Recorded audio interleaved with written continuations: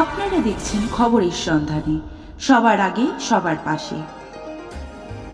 21শে জুলাই শহীদ দিবস সফল করতে হাওড়ার বাল্টিকুড়িতে তৃণমূল কংগ্রেসের পথসভা। আগামী 21শে জুলাই ধর্মতলায় শহীদ দিবস সফল করার লক্ষ্যে তৃণমূল কংগ্রেসের 50 নম্বর ওয়ার্ড কমিটির উদ্যোগে হাওড়ার বাল্টিকুড়ি বাজারে এক বিশাল পথসভার আয়োজন করা হয়। এই সভায় প্রধান অতিথি হিসাবে উপস্থিত ছিলেন শিবপুর বিধায়ক ও রাজ্যের ক্রীড়া ও যুব কল্যাণ মন্ত্রী শ্রী মনোজ তিওয়ারি। উপস্থিত ছিলেন শিবপুর ব্লকের তৃণমূল সভাপতি মহেন্দ্র শর্মা, বিশিষ্ট সমাজসেবী অসিত চ্যাটার্জি সহ আরও অন্যান্য নেতৃবৃন্দ। এই সভা থেকে তৃণমূল নেতৃত্ব কর্মীদের শহীদ দিবসে ধর্মতলার অংশগ্রহণে আহ্বান জানান এবং শহীদের আত্মত্যাগকে সম্মান জানাতে সবাই একত্রিত হয়ে রাস্তায় নামার ডাক দেন। মুখ্যমন্ত্রী স্বৈরাচারী মুখ্যমন্ত্রী, দাম্ভিক মুখ্যমন্ত্রী জ্যোতি বসু এমনই একটা ইতিহাস তৈরির সুযোগ করে দিয়েছে, সেটা সারা বাংলার মানুষ জানে। সিপিএম এর কর্মীরা বড় বড় কথা বলছে, আজকের সিপিএম এর নেতারা বড় বড় কথা বলছে, সোশ্যাল মিডিয়ায় মমতা ব্যানার্জির নামে মিম বানাচ্ছে। 21শে জুলাইয়ের মূল বক্তব্যের আগে সেই সমস্ত সিপিএম কর্মী, সিপিএম নেতাদের বলে দিচ্ছি, মমতা ব্যানার্জি, অভিষেক ব্যানার্জি জিন্দাবাদ, মনোজ তিওয়ারি জিন্দাবাদ, যুব সমাজ আইকন মনোজ তিওয়ারি জিন্দাবাদ, বন্দে মাতরম। 50 নম্বর ওয়ার্ডের তৃণমূল কংগ্রেসের পরিবারের পক্ষ থেকে আজকে বাল্টিকুড়ি বাজারে আজকে পথসভার আয়োজন হচ্ছে 21শে জুলাই সমর্থনে।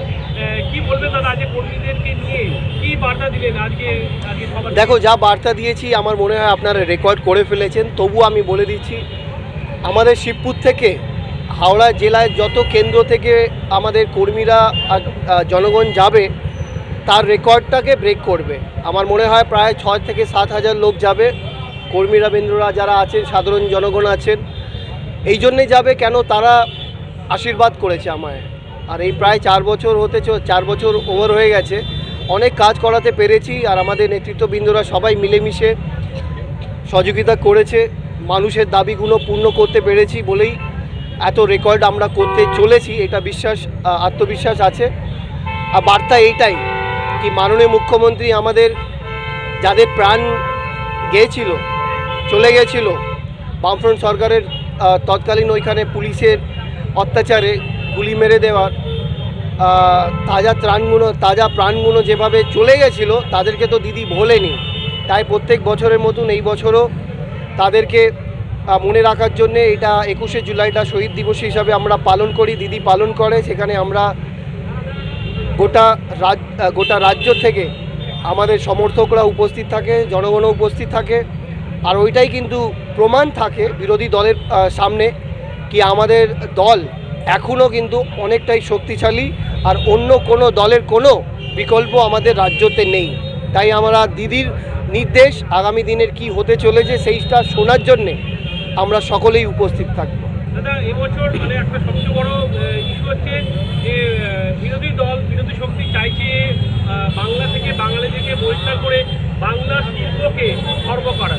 তো এই ইস্যুতে গতকাল মুখ্যমন্ত্রী অভিষেক বন্দ্যোপাধ্যায়কে নিয়ে এবং আরও অন্যান্য দলীয় নেতাদেরকে নিয়ে পদযাত্রা করলেন, রাজপথে কলকাতা রাজপথ ছিঁড়ে বৃষ্টির মধ্যে বৃষ্টি ভেজে একটা সভা করলেন। কি বলবেন আগামী 21 তারিখে এইটাকে নিয়ে বড় ইস্যু করবেন? দেখো, পদযাত্রা যেটা করেছে দিদি, সেইখানেই প্রমাণ হয়ে গেছে, সেইখানেই উত্তর। একটা ভিডিও দেখিয়ে দাও যেখানে বৃষ্টির মধ্যে বিরোধী দলের নেতা বা যারা মুখ্যমন্ত্রীরা অন্য রাজ্য যারা এসছিল প্রচার করতে, তারা কোনোদিন হেঁটেছে? বৃষ্টি হলেই ওই ছাতা বেরিয়ে যায়, আর সেখানে কোনো ওদের পদযাত্রাটা ক্যান্সেল হয়ে যায়। সেখানে আমাদের মাননীয় মুখ্যমন্ত্রী হেঁটেছে, আর কত কি প্রমাণ দেবে? সেই জন্যে আমি বিরোধী দল কি বলছে না বলছে, আমি ব্যক্তিগত হিসাবে তাদের নিয়ে আমি কোনো কথা বলি না। কেন, কথা বলা মানে গুরুত্ব দেওয়া, আমি আর গুরুত্ব দিতে চাই না। ওরা মুখে কথা বলে, আমাদের মাননীয় মুখ্যমন্ত্রী কাজে কথা বলে। ঠিক আছে, ভালো থেকে। স্বাভাবিকভাবে পশ্চিমবঙ্গের রাজনৈতিক আকাশে সম্মানীয় মুখ্যমন্ত্রী, জনগণ মন অধিনায়িকা 1993 21শে জুলাই, এই 21শে জুলাইয়ের অবিভক্ত কংগ্রেসের তখন তিনি যুব সভানেত্রী। সেই সময় যে ডাক দিয়েছিলেন, সেই ডাকে যারা পৌঁছে গিয়েছিলেন, নেত্রী তাকেই বলে যারা কর্মীকে ছেড়ে চলে যান না। মুখ্যমন্ত্রী মমতা বন্দ্যোপাধ্যায় আজকে হয়েছেন, কিন্তু 93 সালের সেই শহীদের কথা তারপর থেকে যতদিন কংগ্রেস করেছেন, তারপরে তৃণমূল কংগ্রেস যখন থেকে সৃষ্টি করেছেন, তখন থেকেই তাদেরকে তিনি ভুলে যাননি। তাই আমরা বারবার একটা কথাই বলি, শত শহীদের রক্ত হবে না কো ব্যর্থ। আমরা প্রস্তুত। আমার সৌভাগ্য বলুন দুর্ভাগ্য বলুন, যেটাই বলুন, সেদিনে উপস্থিত ছিলাম। আমারও সৌভাগ্য যে মমতা বন্দ্যোপাধ্যায় মহোদয়া যখন ডাক দিয়েছেন, সেটা ব্রিগেড হোক, শহীদ মিনার হোক, ধর্মতলা হোক, পায়ে পা মিলিয়ে, যেমন আমরা মহালয়ার দিন পিতৃতর্পণ করতে, পূর্বপুরুষদের তর্পণ করতে আমরা পৌঁছে যাই গঙ্গার ঘাটে কিংবা নদীর কিনারায়, ঠিক আমাদের রাজনৈতিক জীবনে আমরাও সেই শহীদদের তর্পণ করতে, তাদের জন্য এক ফোঁটা জল ফেলতে, কারণ তাদের আত্মবলিদানের ওপরেই সৃষ্টি হয়েছে তৃণমূল, তাদেরই আত্মবলিদানের ওপরে মুখ্যমন্ত্রী হয়েছেন মমতা বন্দ্যোপাধ্যায়, তাদেরই আত্মবলিদানে আজকে 14 বছর চলছে তৃণমূল কংগ্রেসের সরকার। আর সেটা ভোলেন না আমাদের নেত্রী, আর আমাদেরও ভুলতে দেন না। তাই আবার একটি 2025-এ 21শে জুলাইয়ের জন্যে আমরা প্রস্তুত ছিলাম, প্রস্তুত আছি এবং প্রস্তুত থাকবো।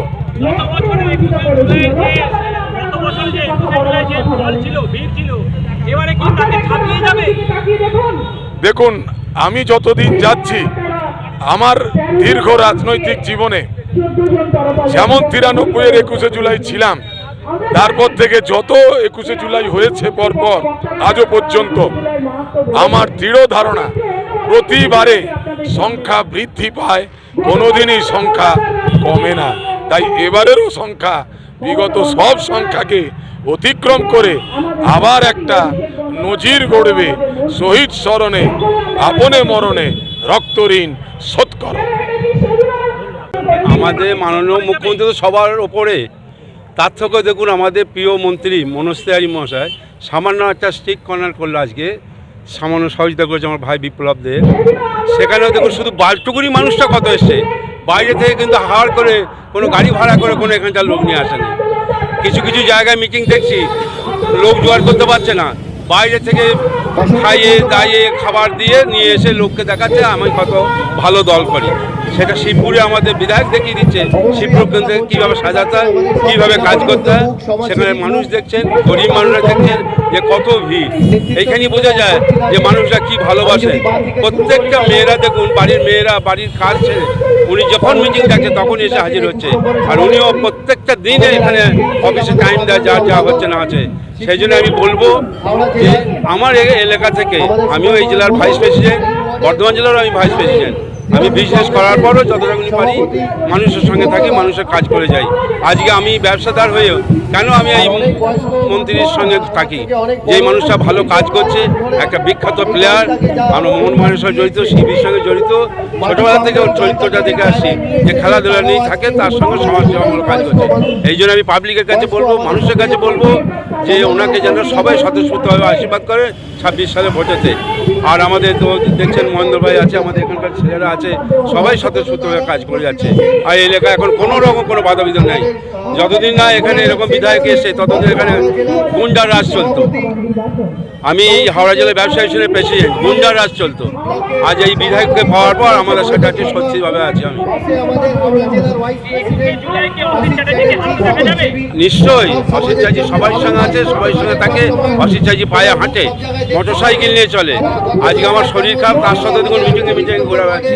প্রত্যেকটা মিটিংয়ে কার কী হচ্ছে না হচ্ছে সবসময় যোগাযোগ রাখা, কার সুবিধা অসুবিধা আছে, কেউ গাড়ি পাচ্ছে কি পাচ্ছে না, কারো যেতে কিছু অসুবিধা না, সেটা আমি সবসময় যোগাযোগ রাখি। হাওড়া থেকে শেখা দাসের রিপোর্ট, খবরের সন্ধানে। আর মহিলা শক্তিদেরকে সবসময় আমি সালাম জানাই। এই রাজ্য থেকে বা এই দেশ থেকে আমাদের মাননীয় মুখ্যমন্ত্রীকে কেউ সরাতে পারবে না। অবশ্যই আপনারা মঞ্চে দেখতে পাচ্ছেন আমাদের সব চেনা পরিচিত মুখ, সমাজসেবিক মুখ, আমাদের দলের নেতৃত্ববৃন্দরা উপস্থিত আছেন। আমি যদি বাঁ থেকে শুরু করি তাহলে পারমিতা দি উপস্থিত আছেন, 21 নম্বরের সভানেত্রী। আমাদের আইএনটিটিউসির আমাদের সাধারণ সম্পাদক শিবপুরের হাওড়া জেলার আমাদের সুবর্ণ মোদক, এই ওয়ার্ডের আমাদের তৃণমূল কংগ্রেসের সভাপতি শ্রীমন্ত দা, আর অনেক বয়স্ক আমার থেকে অনেক বড় দীর্ঘকাল ধরে এই দলটাকে যা যোগদান দিয়েছে, মাটি কামড়ে এই দলটাকে যেই জায়গায় নিয়ে এসেছে, তারাও আজকে উপস্থিত আছে। অনেক বয়স্ক মানুষ, বয়স্ক আমাদের সক্রিয় কর্মী তমলদা উপস্থিত আছেন,